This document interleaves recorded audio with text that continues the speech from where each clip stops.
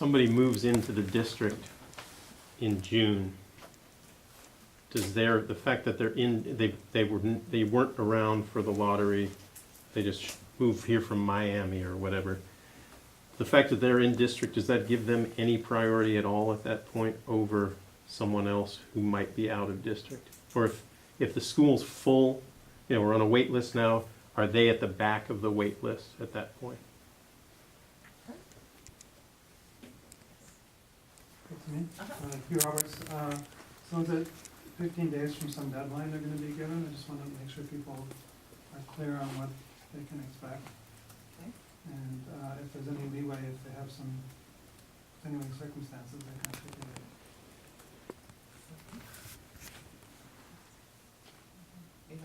Okay, all right, so let's bring it back up to the board, and we can answer those questions. So, yeah, people, right now we had our lottery, so people were admitted, basically, you have a spot, and there are other people on the wait list.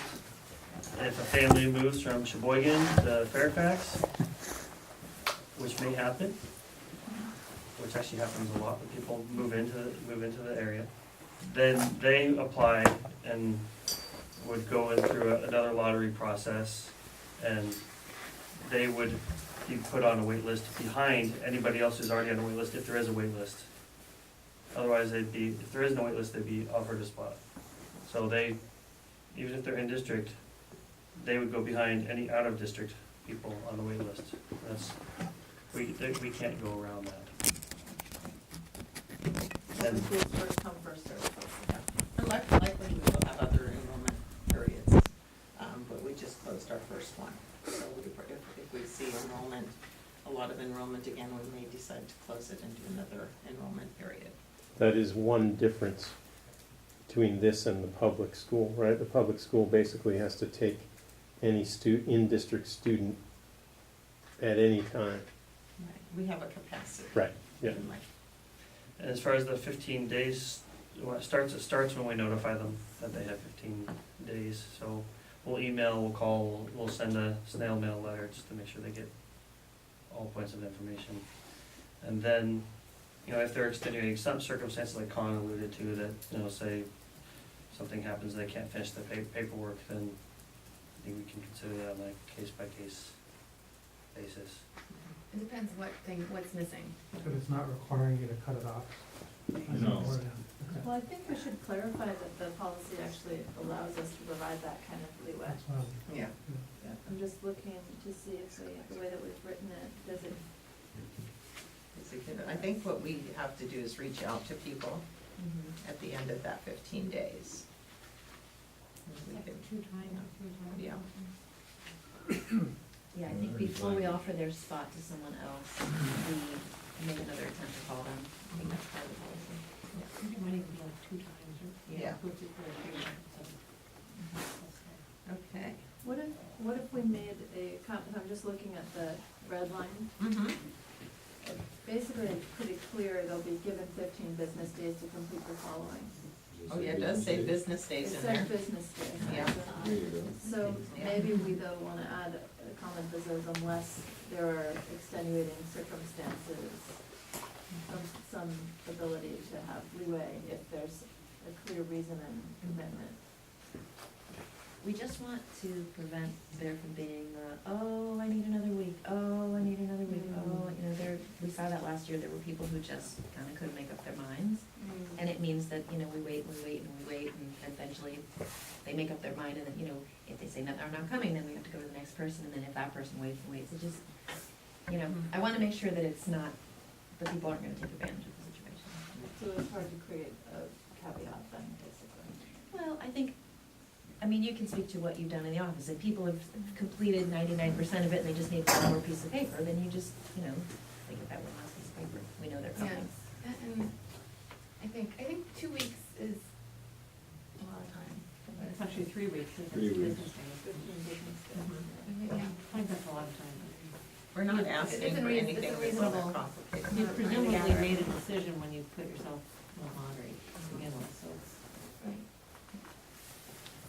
In private schools, have the same kind of time frames, Right. shorter after that. but with private schools, you have to put down money. You don't have to put down money for. Yeah. So you were basically suggesting no caveat, and then right now it says 15 business days, we wanna remove the business. I think we and should keep 15 business days, cause, you know, having worked through some holidays on these things, just knowing that breaks make it hard to reach people, and people are often unreachable during breaks, and not thinking about these things during breaks, from our experience. Yeah. Well, we are going right into a holiday period too, where people are gonna be out of town, so. But I think our 15 business days will probably end about the time that the spring holiday starts. At least for this, This the year, first offering. but we have to be, Cause, you know, tomorrow someone could say no, thank you, and then the 15 Right. days starts the next day when we add the next, you know. I have a question. Is there ever a way to get on the waiting list without a lottery? Like, you know, people just sign up, or will we always just, you know, are you kind of envisioning that we always just hold everything and then have another lottery period? Or will it come to a point, you know, where people just, when they then sign up, then we just add them to the bottom of the wait list as they sign up? I don't think we're gonna Or ever. that- We can't because of the preferences. Because then we always have to lottery, okay. And, but except that once school has begun in the Yeah, fall, once school Then we begins, just- we just enroll them Right. if they're interested. if space opens up and we don't have somebody on the wait list for that Right. particular space, then we can accept the next person on the list. We don't add them to the wait list, it's just an enrollment. Yeah, because there's space. Right. and that's what Nobody we've else been, clamoring for we've been doing all this year, Right. we've been picking kind of people as they come. Until Sure. January. But then, once we had, all of a sudden, we had 35 applications for the current year, which happened in January, Mhm. then we decided to have a lottery, Okay. just so that the preferences would be applied. Okay, we went out for public comments, I'm gonna bring it back up for a board vote. Do I hear a recommendation of approval of the policy? Move to approve the enrollment policy. Okay, okay, all those in favor? Aye. Any opposed? All right. English language learner reclassification guidelines. So when a student is, basically a student, for the most part qualifies as an English language learner based upon a home language survey, and that's pursuant to the California state law. So if, you know, if a family says they speak Spanish at home and the kids predominantly speak Spanish, then they qualify as an English language learner. There's more details than that, but that's the basics of it. Then we provide services for these students, English language learner services. We also test these kids annually, officially through what was the CELT.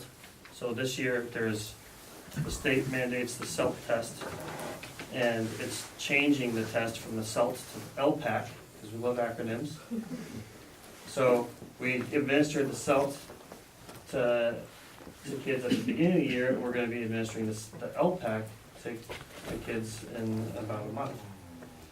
So, when we give these tests, we get a significant piece of data. One, where are they advancing, where are they growing, where are they stagnating, and what areas do they need support in.